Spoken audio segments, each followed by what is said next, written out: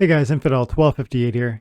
Today I'm talking with friend of the channel, Colskr. He is one of my time and attention guild leaders, and we are talking about whether or not we're getting ahead of ourselves in this moment. We've got Bitcoin pumping, we've got altcoins going for a ride, we've got land coming out on the 14th, we've got Rebellion that's exciting, Flywheel might be coming soon. It's like there's so much to be joyful about, excited about. I'm seeing it in the comments, I'm seeing it on other YouTuber channels. Is now different, or are we just getting our hopes ahead of ourselves? I want to talk about it today. I'm going to hear Colskr's thoughts on this. If you want more content like this, make sure you like and subscribe, but also check out the membership page of my YouTube channel, and you can have access to all kinds of members only live content. Thank you very much for your support. Have an amazing day. God bless. I'm excited. I got my 23 plots. I'm in Gankland, and I made that switcheroo like a while back when I just wanted, like I said a minute ago talking to Kusame, like I want to be in a tract of region, in a region or a tract that is actively managed. And it's possible that some will be mismanaged, and I do not want to be present in those. So I'm, go ahead. Might be in one that like there's nobody else active. Yeah. I mean, it could be that weird for some of these tracks. Yep. Yeah, you're right. Like literally nobody else active. Some of the plots that have been on sale and some of those tracks, they've been on sale since the first day you could open land. Yeah. And then they've never changed their price. Yeah. So like, do you trust those people to play the game or have any active plots in the future? And that was why I sold my individual plots and worked towards buying the tract. Because like, I was like, I need more magic plots for research, because Matt's always talking about research. Yep. And, Secret of Pretoria. So I wanted to be a part of that, and I didn't have any magic plots. And buying them all separate, they're all over the place.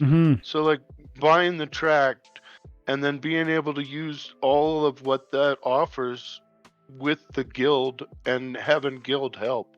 So that's kind of where that went, as it's a team effort for the tract. Yep. Where do you think, like a slightly different topic, but definitely connected to land, because land is part of why there's a new breath of excitement, also crypto pumping, but also Rebellion and the excitement around that. There's a lot of reasons why there's a new breath of excitement, but in your own opinion, like, are we past the worst of it, or would you say that there's still, like, we haven't touched land? Are we being too hopeful too quick, or what do you think there, Colskr? It kind of depends. I think if Bitcoin holds and the altcoins keep coming up and we go through Christmas in the slightly positive to more positive movement, that's good. But if Bitcoin has a retracement, it's not going to be real good for Splinterlands. You know what I mean? Because we're not getting any kind of pump yet. Yeah.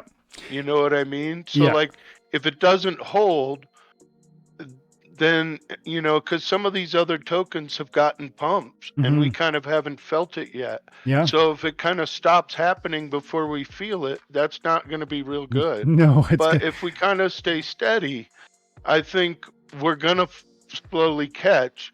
And once we catch, people are going to remember that it's a real game that you can actually play.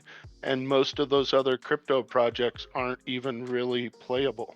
Which is, I agree with what you say. But, as I look at it, man, I saw today before, just while we were live, I saw Chaos Legion packs are 70 cents right now. Like, I mean, yeah, it's like people are just, and part of it is because people are eager to get into the next thing. Like, they want to see. Well, right? I think some of what's really happening now with Chaos Legion is people that invested hard in it waited as long as they could, and now they can't wait anymore because they need to use these same assets for Rebellion. Yeah. And they're getting, Yeah. I mean, if you wait, not even 20% of a pack to pack. Oh, that's where I start saying to myself, you know, if I was just getting started today, I know Rebellion's going to be amazing. I really believe it's going to be game changing, but I would not be rushing into $4 or $5 packs. Now it's $3.70 or something if you buy it with, you know, DC and you use the vouchers. But I wouldn't be doing that. I would be getting 70-cent Chaos Legion packs, or I'd be buying cards off the market directly to just fill a certain niche and find my both. You know, yeah, both. But I mean, 70s. If I was a new player, I would be hard on Chaos Legion packs and cards for sure. Yeah, and it's interesting because the other day I saw that there was a little bit of a margin with Chaos Legion. If you come into Splinter cards, you can look at the tools and pack value. And guys, we'll give away another plot of land in about 15 minutes here, so make sure you're active. Appreciate you guys hanging out. Drop the like. But I was looking at this the other day. We go, where is it? Chaos Legion. Estimated Chaos Legion pack value 87 cents. And like I just said, that's estimated. And you know, if you don't have potions, then you know, opening the potions is going to cost you something. But I mean, I have, you know, many players who have been here through that bear market, and that's part of why time and attention matters in this thing. Like it always has and it always will. If you played during the bear market, you have accumulated potions. If you played during the bear market, you've accumulated soulbound cards. Some of these things feel like they don't have a value. Potions feel like they don't have a value until you need them. Chaos or soulbound reward cards feel like they don't have a value until you need them, or until when they're transferable and they really literally have a value. And as I look at this, 88 cents for 87 cents for a Chaos Legion value, estimated value, but they're selling over here on the non-card market for 70 cents. I mean, that tells me that people are so eager to liquidate anything that's not nailed down that they're just like willing to take mass. Like that's a 15 or 20%. That's like a 20% loss on like even the cards inside theoretically should be worth more than that. Right. Well, and then you can think about that arbitrage that's happening right now. Yeah. Should be buying packs and selling cards. Yeah, absolutely. That's the whole thing.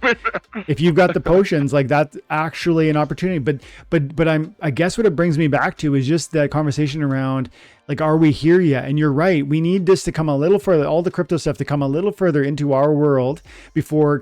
We just don't want it to drop again. Yes. But I think with the Bitcoin halving coming in the spring, I'm here. I think the end of the crypto winter is gone.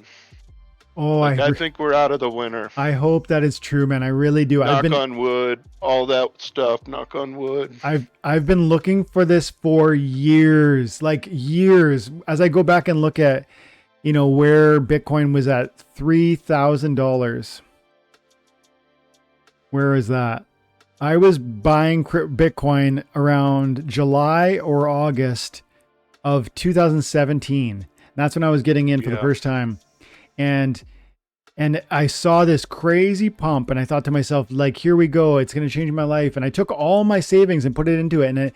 And not because I wanted to chase green candles, but because I really believed cryptocurrency, Bitcoin was something different. And if at $3,000, there wasn't really like, yes, it had moved from, in February, it was around 1,000, and 6 months later, I was buying for 3,000. Nowadays, I would never do that. But at that moment in that time, that was like, I had been studying this thing for a while, and I like, no, I'm going. And then as it happened and went to its peak, I remember thinking it's going to keep going. Of course, it didn't. And it's been literally now 5 years. No, 6 years, man. 6 years of me watching and riding and being invested in this thing. That's not where I got invested in Splinterlands, but you know, that's part of the journey. And I feel like one of these days, I really believe Splinterlands cryptocurrency is going to just change my life. And I think anybody who's been paying attention, we talked before we went live about how much I like Twitter because there's Splinterlands content over there. And guys, follow me, Time and Attention. But follow so many other people too, like Topical Tofu is amazing. I really enjoy watching Gold Matters on here. He's always pumping Splinterlands, sharing like his cool content. Tom Krocock, like a lot of people cover this thing over there on Twitter, and I love that people are excited now. I love that it feels like it's actually happening. I know it hasn't happened, and I'm not getting my cart in front of the horse. I'm not, you know, I'm not buying more things at this moment. I'm not panicking or FOMOing into anything, even though I think there's really some green candles coming. To me, I built my bags over the last 5-6 years. And now I'm waiting for what I think I've always expected to happen.